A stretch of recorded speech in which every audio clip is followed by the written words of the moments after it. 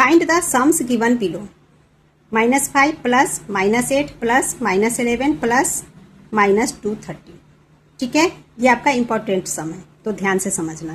तो इस given AP में -5 A1 हो गया, -8 A2 का टर्म, -11 A3 का टर्म और ये लास्ट में है -230, यानी कि nth टर्म ये हमारे पास है। ओके, सो लिख लेंगे A इक्वल टू A यानी कि फर्स्ट टर्म A1 भी से लिख सकते हैं। तो A -5 है, सो -5। ठीक है, अब कॉमन डिफरेंस निकाल लेते हैं। D इक्वल टू क्या होता है A2 माइनस A1। A2 में -8 है, माइनस करना है A1 को जो कि -5 है, सो अनदर ब्रैकेट में लिखेंगे -5।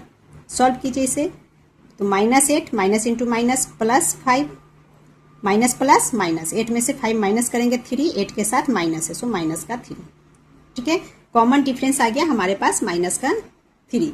अब हमें लास्ट टर्म गिवन है, that is nth term given है, an इक्वल टू -230 गिवन है। यहाँ से हम n की वैल्यू फाइंड करेंगे। n मतलब टोटल कितने टर्म्स है वो फाइंड करेंगे। ओके, सो nth टर्म का फॉर्मूला होता है a plus n-1 into D equal to -230। Value put कीजिए तो -5 plus n-1 into D, D हमारे पास है -3 इक्वल टू -230।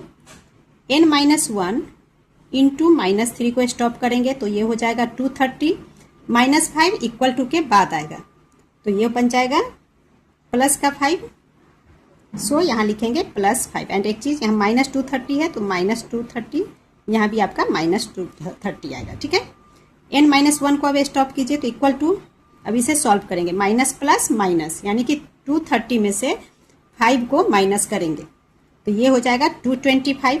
एंड 230 बड़ा नंबर है जो कि माइनस में है, so minus sign carry upon ये -3 है, ये आ जाएगा, माइनस से माइनस कैंसल। 3 से 225 को डिवाइड करेंगे तो ये आ जाता है 75।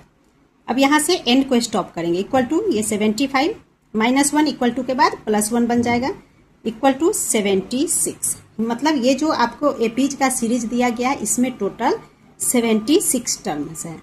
ठीक है, और इस पूरे 76 टर्म का अब हमें सम बताना है। सो सम निकालेंगे तो पहले फॉर्मूला लेंगे, sum of nth term is equal to n/2 into 2a plus n-1 into D.